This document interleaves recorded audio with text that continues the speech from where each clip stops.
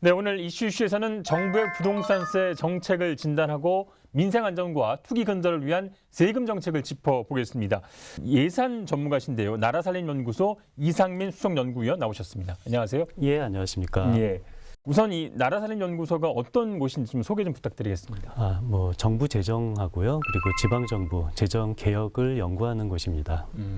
매년 좀 예산 정책을 세우거나 나왔을 때 평가도 하시고 그러십니까? 그럼요. 그것이 주 업무입니다. 네. 지난달에 올해 그 공동주택 공시가가 이제 공개가 됐는데요. 예. 아파트 공시가가 지난해 대비 19%가 올랐습니다. 예. 그래서 이게 이제 보유세와 종부세 얘기인데 이게 뭐 세금 폭탄이다 이런 주장을 하는 분들도 계시고 정치권에서 이게 논란이 되고 있는데요. 어떻게 생각하십니까? 그러니까 공시지가를 현실화한다라는 측면으로 공시지가가 점점 올라가고 있는데요. 그런데 그에 맞서서 그 재산세 세율은 인하를 했어요. 네. 6억 이하 주택은 이 재산세 세율을 인하를 했는데요. 6억 이하 주택에 해당되는 주택은 우리나라 전체 통틀어서 한 92% 정도가 돼요. 예. 그러니까 92% 주택은 감세를 했다. 그리고 한 8% 주택 정도가 증세를 했다는 거니까 저는 사실상 지금 뭐 이 감세를 한 거다라고 해석하는 것이 더 맞다고 생각합니다. 예. 정부가 2030년까지 공시가 현실화를 90%까지 달성하겠다는 그런 목표를 세웠는데 이 현실화 속도가 좀 빠르다는 지적도 있었고 정부 여당이 좀 속도 조절을 검토하고 있는 것 같습니다. 이 공시가 현실화 속도와 상승폭 어떻게 보고 계세요? 공시지가라는 것은 원칙적으로 시가를 반영하는 것이 맞죠. 저는 공시지가는 시가 뭐 한 90% 수준까지 올리는 것은 너무도 맞는 정책이라고 생각하고요. 근데 다만 이 공시지가가 올라가면서 너무 이 세금 부담이 커진다. 그러면은 세율은 조정할 수도 있습니다. 그런데 뭐 이 세율을 조정하지 않고 이 부동산 가격을 뭐 얼마를 반영하겠다라는 것은 너무 이 원칙과는 벗어나는 일이라고 저는 생각합니다. 예. 그래서 최근에 이제 정부와 여당에서 뭐 아직 확정은 아닙니다만 그 종부세 과세 기준을 9억에서 12억으로 좀 올릴 움직임을 보이고 있고요. 예. 재산세 감면도 지금 6억도 조금 맞지 않다고 말씀하시는데 9억으로 좀 올리는 방안 추진하고 있는 것 같습니다. 이 부분은 어떻게 평가하십니까? 그러니까 이게 시장이 제일 싫어하는 거는 이 예측 불가능성을 높이는 거예요. 그러니까 여태까지 정부는 나름대로 이 보유세는 좀 강화를 하겠다 이런 식으로 시장에 계속 시그널을 줬는데 또 다시 이게 보유세를 강화하는 것을 다시 후퇴를 하겠다라고 하면은 시장은 오히려 더 싫어하게 되겠죠. 그런데 서울 기준 70%, 전국 기준으로 한 92% 정도 커버가 되는 부분을 감세를 이미 했는데 이것을 더 기준을 높여서 뭐 95%, 97%를 감세한다라는 것은 저는 원칙에도 맞지 않고요. 그리고 어떤 시장에 안 좋은 시그널을 준다는 측면에서 별로 좋은 생각이 아니라고 생각합니다.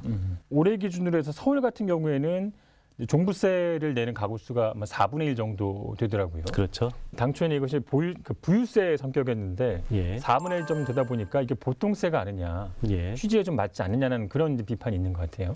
일부 혜택받는 그런 부동산이 많은 사람들만 내는 세제다라고 뭐 그런 식으로 말을 했는데요. 저는 이 종부세의 가장 원칙은 그것보다는 이 부동산 세제를 정상화하는 것이 대원칙이라고 생각을 해요. 거래세는 낮춰서 거래는 조금 더 활발하게 하고 그에 맞춰서 이 보유세는 종부세와 재산세를 합쳐서 보유세라고 합니다. 그러니까 이것은 높이는 것이 훨씬 부동산 시장을 더 효율적으로 만들 수가 있는 거죠. 그러니까 그런 식으로 저는 접근을 하는 것이 맞을 것 같습니다. 뭐 보유세를 강화하고 거래세는 이제 낮춰야 된다고 말씀하시는데 지금 우리나라의 거래세는 적당하다고 지금 거래세 보십니까? 굉장히 높죠. 취득세가 굉장히 높은데요. 그러니까 취득세가 높다라는 것은 이 부동산을 취득했을 때 어떤 효율적으로 이용할 수 있는 사람도 그 문턱 때문에 이 부동산을 살 수가 없게 만드는 부정적인 효과가 있어요. 그러니까 우리나라 그 취득세가 이렇게 비정상적으로 높은 이유는요. 사실 하나밖에 없습니다. 보유세가 낮아서 그런 거예요. 근데 보유세가 지금 낮기 때문에 어쩔 수 없이 취득세는 높게 유지하고 있는데 저는 어차피 부동산 정책 때문에 인기를 뭐 이번 정부가 좀 잃었다라면은 그냥 이참에 차라리 원칙대로 취득세 같은 거래세는 낮추고 이 보유세는 조금 더 높이는 부동산 세제 정상화를 확실하게 추진하겠다라는 것도 이 롱텀으로 봤을 때는 저는 좋은 방법이 아닐까라고 생각을 합니다. 당장 이제 내년이 대선이라 가능할지는 잘 모르겠습니다. 저도 불가능할 것 같습니다. 최근에 이제 여권의 유력한 대선 주자 이재명 지사가 이 좀 다른 기준을 제시를 했습니다. 이 세금을 매기는 기준을 지금까지 주택 수나 가격이 아니라 이것을 실거주하고 있느냐 마느냐 이 부분이 가장 중요한 거 아니냐. 실거주하고 있으면 가격이나 오히려 뭐 두 채를 가졌더라도 세금을 이제 좀 덜 내게 하고 대신에 거주하고 있지 않고 그것이 돈을 벌기 위한 수단으로 쓸 경우에는 정말 뭐 100%도 과세하겠다. 이게 본인의 생각이다 이런 주장을 했거든요. 그런 주장에 대해서는 어떤 평가세요? 조세 정책은 원칙대로 부과하는 것이 굉장히 중요한데요. 그러니까 소득세라면은요, 소득에 맞춰서 같은 소득이라면은 같은 세금을 내는 원칙이 중요해요. 마찬가지로 재산세제라면은 예. 같은 재산 가치에 대해서 이 비슷한 같은 세금을 내는 것이 굉장히 중요하거든요. 근데 이런 원칙이 점점 허물어지면은 조세 체계가 굉장히 조악해집니다. 조세 체계가 조악해지면은 오히려 조악해질수록 거기에서 빠져나가는 루프홀 같은 것들이 생길 수밖에 없거든요. 그렇기 때문에 저는 뭐 실거주 목적이니 아니니 이런 거에 대해서 너무 조세 체계가 복잡해지는 것보다는 같은 가액이면은 같은 세금을 내는 것이 이 부동산 세제를 정상화하는데 가장 필요한 정책이라고 생각합니다.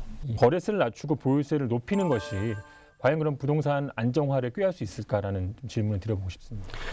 보유세를 높인다라는 것은 뭐냐면요, 이것이 뭐 부의 재분배를 잘 해야겠다, 저는 이런 주장을 하는 것이 아니고요. 부동산이 가장 효율적으로 시장에서 쓰일 수 있게끔 이 효율화를 시키는 거예요. 그러니까 무슨 소리냐면은 이 부동산을 내가 지금 뭔가 쓰면서 효용이 생겼다. 그러면은 약간 보유세가 높더라도 계속 가지고 있겠죠. 그런데 이 부동산을 내가 지금 쓰지 않고 나중에 투자 또는 뭐 투기 목적으로 그냥 보유만 하고 있겠다. 예. 그런데 내가 시장에서 활용하고 있지 않은데 보유세가 높아지면은 이것은 내 나중을 위해서 보유하고 있는 사람들은 더 이상 보유하지 못하게 되거든요. 보유세는 높이고 거래세는 낮추는 것은 굉장히 중요한 원칙, 뭐 글로벌 스탠다드에도 맞는 원칙입니다. 대출 규제에 관해서 좀 몇 가지 예. 여쭤보겠습니다. LTV와 DTI 이 대출 규제를 좀 완화해야 된다. 물론 목적은 이 청년들이나 무주택자들이 집을 좀 더 용이하게 구입을 할 수 있고 부동산 가격 좀 안정화시키겠다는 그런 취지인 것 같은데요. 이 정치권에서 이 규제 완화에 대한 부분에서는 어떻게 좀 평가하고 계십니까? 이 보유세제를 뭐 후퇴하지 않고 제대로 계속 이 유지를 하거나 약간씩 이 공시지가를 올려가는 정책이 유지가 된다라면은 금융 규제 같은 경우는 저는 뭐 일부 완화하는 것도 조금 더 시장의 효율성을 위해서 필요한 것 같습니다. 부동산을 사고 싶어도 내가 이 부동산이라는 담보가 있는데도 불구하고 예. 나의 소득 때문에 사지 못한다는 것은 아무래도 지금 소득이 있는 사람과 소득이 없는 사람이 결과적으로 차별을 당할 수밖에 없는 거잖아요. 예. 그러니까 이런 차별, 부동산 구입의 어떤 소득을 통한 차별 같은 경우는 뭐 원칙적으로는 좋은 방법은 아닌 거죠. 구체적으로 몇 가지 좀 짚어봤는데요. 종합적으로 현 정부의 부동산세 정책에 대해서 전반적으로 어떻게 평가하시는지 좀 궁금하고요. 이런 부분은 좀 재수정해야 되겠다. 이런 부분이 있다면 좀 지적해 주시죠. 그 현 정부의 부동산 정책의 가장 안 좋은 점은 시장의 예측 가능성을 굉장히 줄였어요. 그러니까 처음에 종부세를 올리겠다 그러다가 다시 후퇴했다가 또 다시 올리겠다 그러다가 지금 또 다시 뭐 후퇴할 것을 고려 중이다라고 하는데요. 근데 가장 중요한 것은 시장의 예측 가능성입니다. 그리고 이 부동산 규제가 너무 많고 복잡해요. 뭐 예. 요즘에 뭐 양포세라는 말 혹시 들어보셨는지 모르겠는데 양도소득세를 포기한 세무사다라는 그런 준말이거든요. 예. 그러니까 세무사조차도 양도소득세 체계가 너무 복잡해서 이거를 이해할 수가 없는 겁니다. 그렇다면 일반 국민들은 당연히 더 이해하기가 어려운 거고요.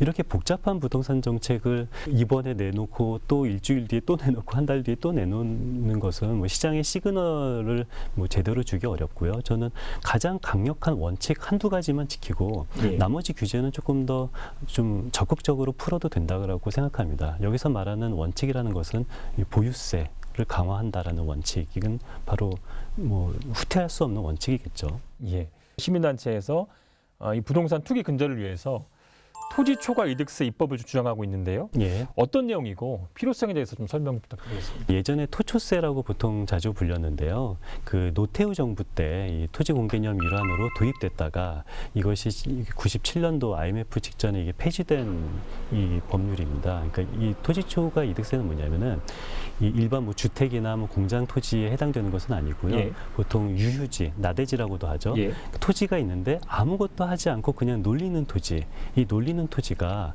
뭐 지목 변경이라든지 아니면 뭐 개발 정보 등을 통해서 정상 지가 상승분보다 초과로 상승됐을 경우에 그 초과로 상승된 부분에 대해서 세금을 부과하자라는 그런 소득세의 일환이 예. 토지 초과 이득세입니다. 입법화를 위해서 노력을 하고 계신데 예. 정치권의 반응은 어떠셨습니까? 굉장히 관심을 가지시는 의원들이 많아요. 문의도 굉장히 많고, 근데 문의는 많은데 이것이 좀 정치적으로 약간 부담이 돼서 그런지 뭐 적극적으로 하고 있는 의원들은 그렇게 많지는 않은데요. 근데 관심은 굉장히 많이 있습니다. 예. 마지막으로 이제 부동산 좀 투기를 막고 집값 안정화를 위해서 조금 전에 말씀해 주신 거 말고 좀 필요한 제도적 장치는 어떤 게 좀 있을까요? 공급도 확대하고 이런 부동산 이 보유세는 강화한다라는 그것을 시장의 시그널을 후퇴하지 않고 계속 꾸준히 추구하다 보면은 언젠가는 이 부동산도 조금 잡히지 않을까라는 희망 섞인 기대를 합니다. 예. 자, 말씀 잘 들었습니다. 지금까지 나라살림연구소의 이상민 수석연구위원과 함께했습니다. 오늘 고맙습니다. 예, 감사합니다. 네, 시사토크 알고리즘 다음 주에 더 열심히 준비하겠습니다. 감사합니다.